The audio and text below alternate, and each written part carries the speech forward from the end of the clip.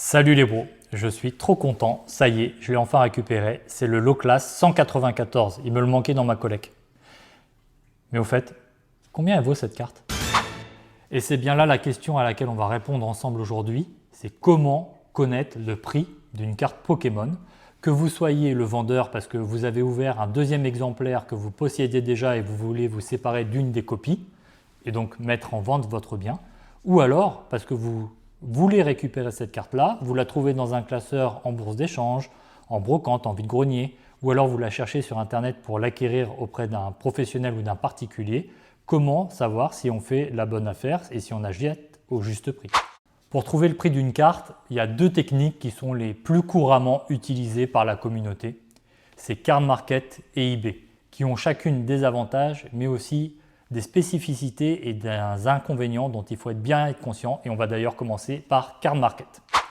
Alors c'est parti, je prends mon téléphone ou mon ordinateur et je vais taper dans la barre de recherche Cardmarket Loclass 194. Le site me trouve la carte et la page s'affiche. Donc vous voyez, Loclass 194, c'est la page de garde où je vais avoir le nombre d'articles disponibles, toutes langues confondues, sur Cardmarket, le premier prix de vente, la tendance des prix, le prix moyen sur 30 jours, le prix moyen sur 7 jours et le prix moyen sur 1 jour. Et là déjà, beaucoup de variations. Et une courbe. Mais la courbe, on ne sait pas trop à quoi ça correspond. C'est sûrement une courbe qui mélange toutes les langues. Donc déjà, ça, c'est pas très fiable parce que quel chiffre regarder? Ce que font généralement les gens qui collectionnent dans une langue particulière, c'est qu'ils vont utiliser les filtres. Et donc là, c'est très simple. Il suffit d'aller dans l'onglet Filtre, choisir la langue. Donc pour nous, le français, et filtrer toutes les cartes en français. Et là, on va avoir toutes les offres, pas les prix, les ventes réussies, mais les offres déposées sur Cardmarket. Et on voit que la première offre disponible, on est aujourd'hui le 10 juillet, c'est 29,95 € par un ami suisse. Et après, on passe à 30 €, 32 €, 34 €.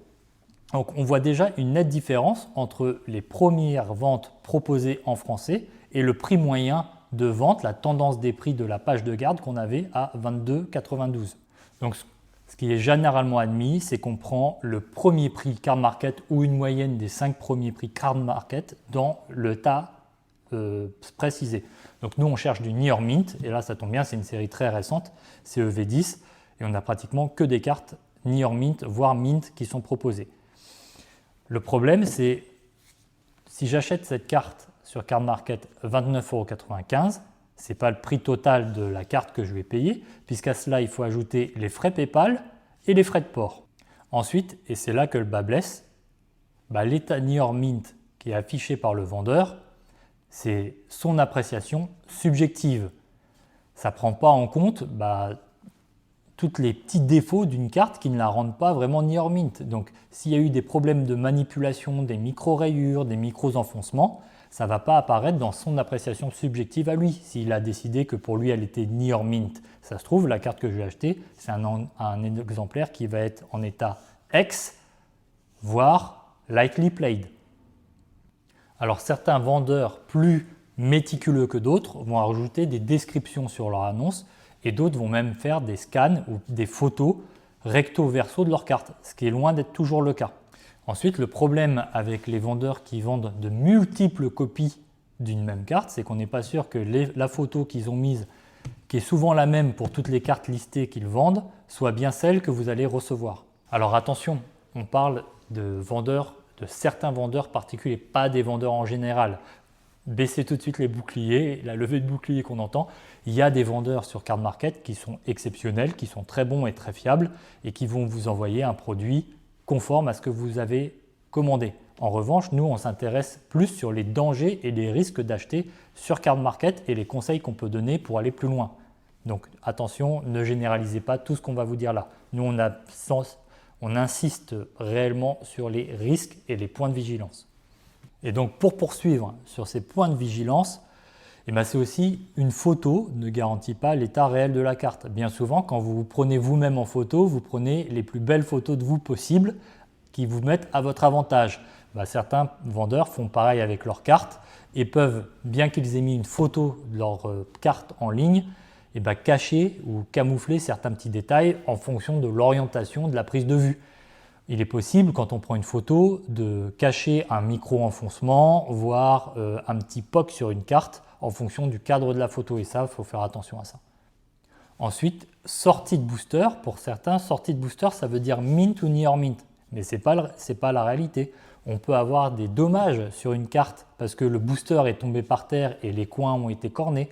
Ou même à l'ouverture, on peut abîmer une carte. Ça peut arriver quand on force et qu'on tire. Certes, la carte est sortie de booster, mais elle peut être abîmée dès la sortie de booster. Elle peut même avoir des défauts de fabrication dès le départ, dès l'origine, qui vont amoindrir en réalité sa valeur si on veut la faire grader.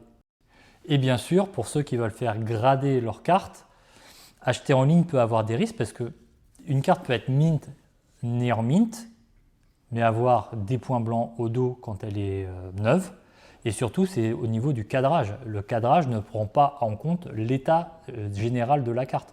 Si vous avez une carte très mal cadrée, elle peut être très bien mint, mais elle n'aura jamais 10 en gradation. Et bien évidemment, attention aux trop bonnes affaires. Il nous est arrivé, alors c'est une partie minime de nos achats à titre personnel, de trouver une bonne affaire, notamment je pense au petit Levénard qu'on avait trouvé à 13 €, c'était le prix qu'il valait, mais il était en train de monter à ce moment-là, et on avait acheté ce Levénard à 3 vendeurs différents. Et étonnamment, au moment d'envoyer le produit, les vendeurs nous ont tous dit qu'ils avaient déjà vendu cette carte et qu'ils ne l'avaient plus. En réalité, ce qui a très bien pu se passer, c'est qu'ils avaient listé énormément de cartes et quand ils ont vu que certaines d'entre elles commençaient à exploser en prix, retiraient les cartes de la vente pour les revendre au prix actuel. Donc, pour conclure sur Card Market, ça reste un bon moyen d'avoir une première appréciation du prix. Simplement, pensez à bien cocher la case filtre et choisir la bonne langue et le bon état. Et surtout, rappelez-vous que ce ne sont que des propositions de vente, ce ne sont pas des ventes réalisées. Et ensuite, privilégiez les annonces avec photo et description. Et n'hésitez pas pour les gros items, on parle des cartes à forte valeur marchande, à demander aux vendeurs des photos supplémentaires, des angles supplémentaires. La plupart diront bien sûr oui, car la plupart des vendeurs sur Card Market sont dignes de confiance. Bon, mon petit low class d'Ondine 194 à 29,95 € sur Card Market, moi je veux savoir si je vais faire une bonne affaire, si je le prends. Donc deuxième solution pour trouver le prix d'une carte Pokémon, c'est d'aller sur ebay.fr et de taper pareil que sur Card Market, le nom de la carte et son numéro. C'est parti, c'est ce qu'on fait. Je suis arrivé sur ma page, je vous montre low class eBay, on est toujours le 10 juillet. Et là je vois que les prix, les annonces varient beaucoup.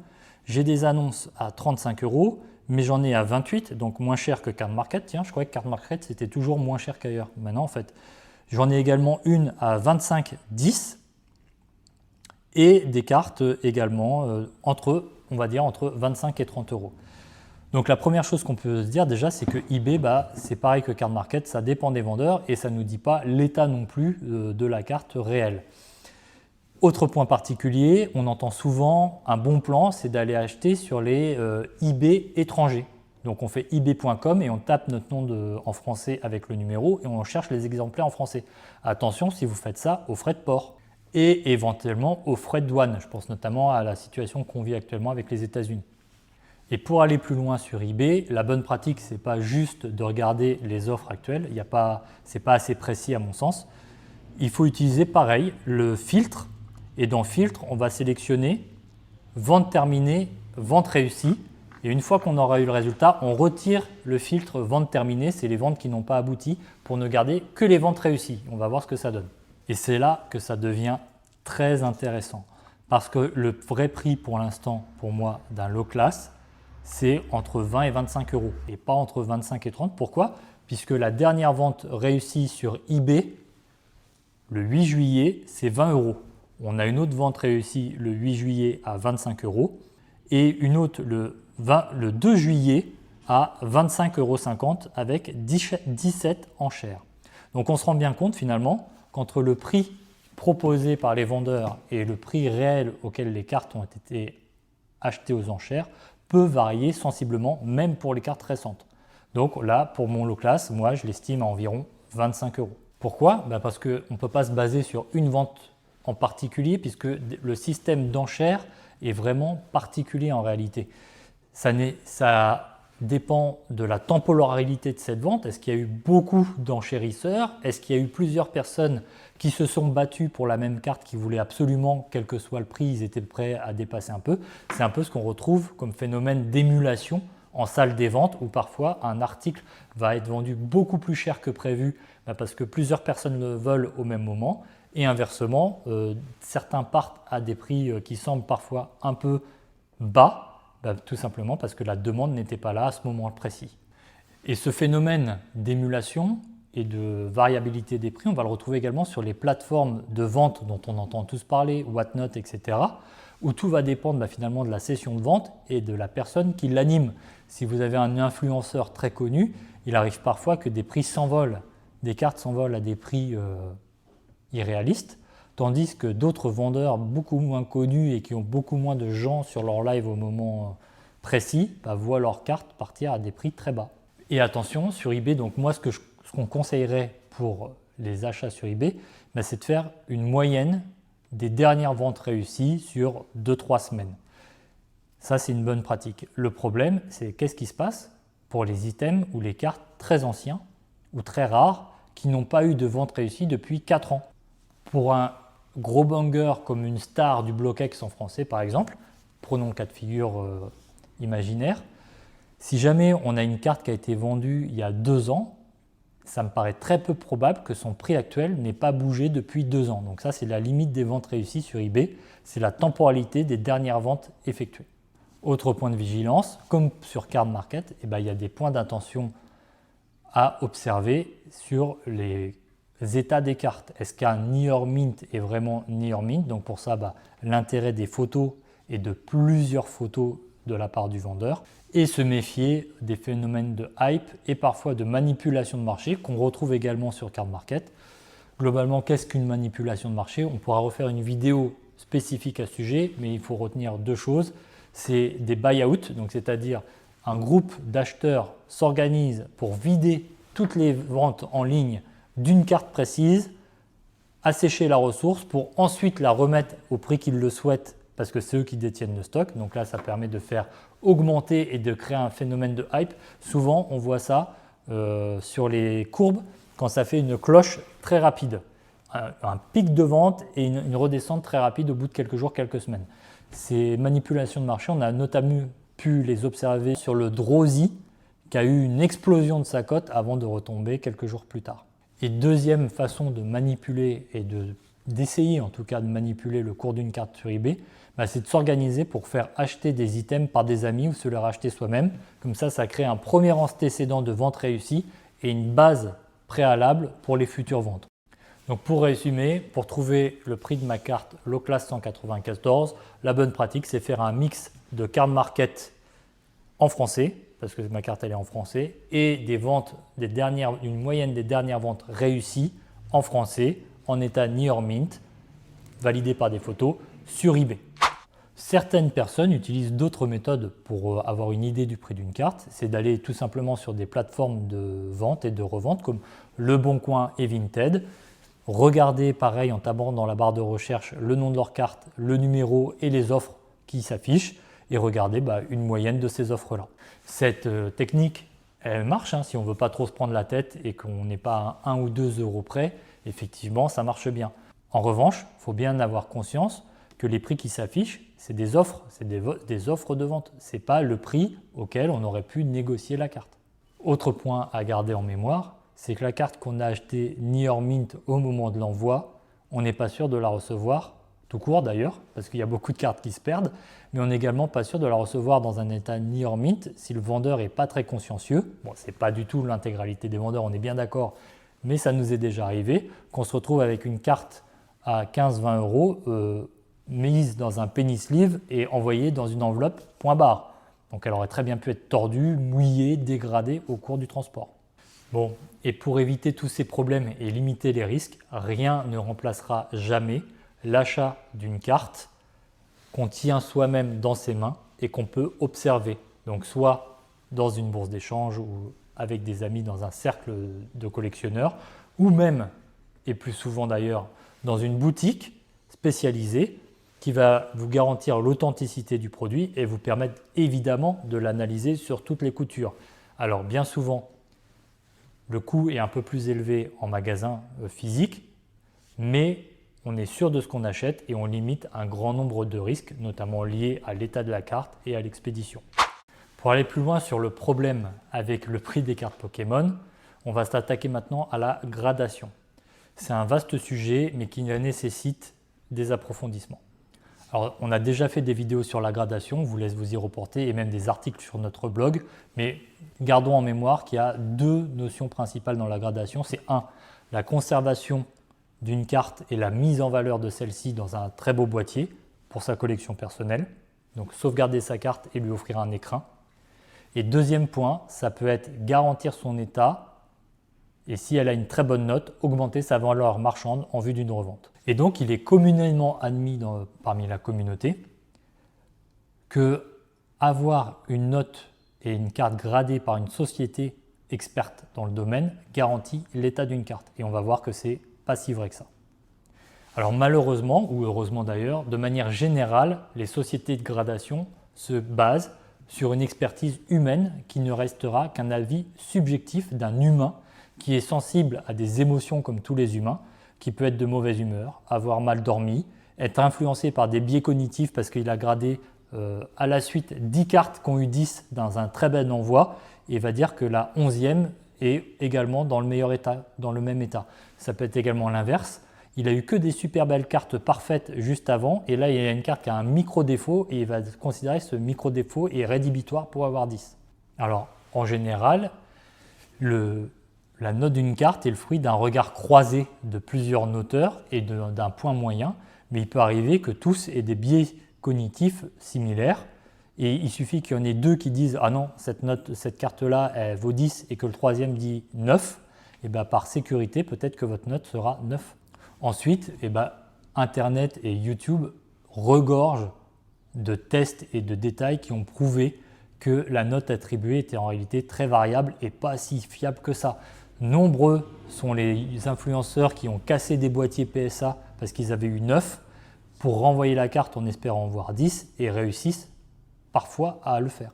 On a ici l'exemple de cross-grading d'une société. Alors le cross-grading, c'est de prendre une carte gradée par une société, casser le boîtier pour la faire grader par une nouvelle société. Et on se rend compte que parfois la note qui est attribuée entre deux sociétés différentes est variable. Autre point qui remet un petit peu en cause cette mode et cet engouement pour la gradation, c'est de voir l'évolution des standards de gradation d'une même société au fil des ans. Au départ, il ne faut pas se voiler la face, une société de gradation, son objectif c'est de faire des bénéfices. Et pour faire des bénéfices, il faut qu'elle ait des clients. Et pour avoir des clients heureux et contents, il faut mettre des 10 au départ. Parce que quand on a une carte à 7 ou 8, on est déçu. Donc ce que faisaient certaines sociétés à leur départ, c'est qu'elles étaient très généreuses avec les 10. Et donc au fil du temps, avoir un 10 du début d'activité d'une société ne vaut peut-être pas un 10 quelques années plus tard. Et c'est notamment le cas avec le leader du marché PSA. Est-ce qu'un 10 de PSA il y a 10 ans vaut toujours un 10 de PSA d'aujourd'hui quand on sait qu'ils ont durci leur politique de gradation, notamment en termes de centrage, où avant on avait du 60-40 qui était accepté et qui prenait potentiellement à 10, et maintenant dès qu'on a du 60-40, ça devient beaucoup plus dur d'avoir ce 10 et on se retrouve souvent avec un 9. Et enfin, il y a parfois des grandes incohérences quand on regarde le boîtier d'une carte et on dit on entend des experts dire ça c'est un vrai 10, ça c'est un faux 10, ça c'est un 9 plus qu'aurait pu avoir 10. Alors quand on voit une telle variabilité, on peut légitimement se demander est-ce que cette gradation est vraiment si importante que ça? Est-ce qu'on n'achète pas généralement une note plutôt que la carte qui est à l'intérieur?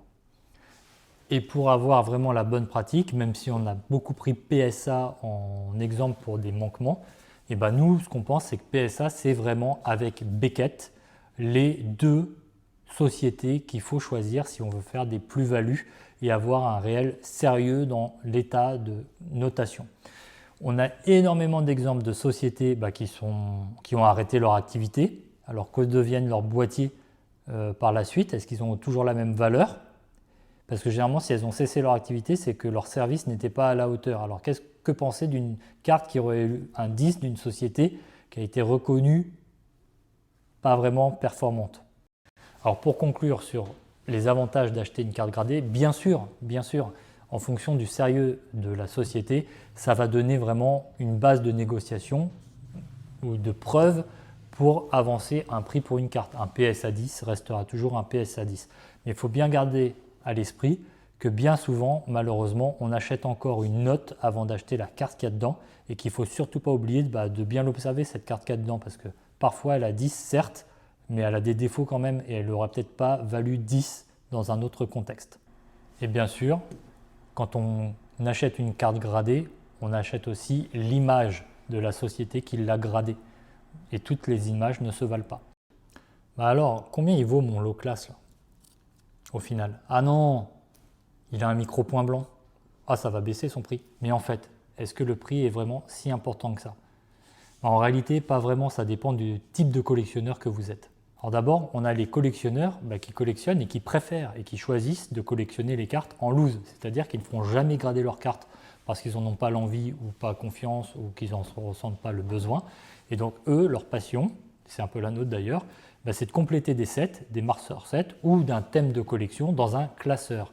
Et l'état classeur, il n'est pas forcément optimal. Si la carte a 2 points blancs derrière ou une micro-rayure qui ne se voit pas à l'œil nu et qui serait un PSA 8 ou 9 au lieu d'un PSA 10, peu importe, c'est pas grave.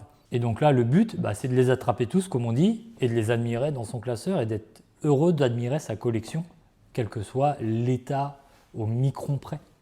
Ensuite, on a des collectionneurs qui veulent avoir la meilleure version possible d'une carte ou de certains exemplaires qu'ils collectionnent, dans le cadre peut-être d'une revente ultérieure. Dans cette optique, évidemment, le centrage parfait de la carte, l'absence totale de points blancs et d'avoir une carte dite clinique est important. Et donc la valeur marchande de la carte est très dépendante de cet état clinique. Et enfin, on a une autre espèce de collectionneur à laquelle j'appartiens. C'est les collectionneurs joueurs. Moi, quand j'achète des cartes sur Card Market pour les avoir à prix intéressant, je m'en fiche un petit peu de leur état puisque de toute façon je vais les mettre dans des pochettes et je vais mélanger mon deck très régulièrement et ma carte Near Mint que j'aurais pu acquérir, elle va vite devenir Lightly Played ou X si je prends bien soin de mes pochettes. Donc finalement, l'état et le prix de la valeur marchande de la carte m'importe peu. Moi, ce que je veux, c'est avoir la carte pour pouvoir la jouer. Finalement, trouver le prix d'une carte en utilisant Card Market, eBay, les autres plateformes ou un mix des deux, le but, c'est pas d'avoir le prix pile poil au centime d'euro près, parce que de toute manière, il varie. On vous a souvent rappelé qu'il faut éviter d'acheter ces cartes dans les 6 mois de la sortie d'une série, parce que c'est là qu'on a le pic et qu'on va avoir une cloche descendante. Ça, on peut le vérifier avec tous les gros bangers du bloc EV. Il suffit d'aller sur TCG Player parce que c'est là où on peut avoir des courbes, alors certes en anglais, mais sur une année complète.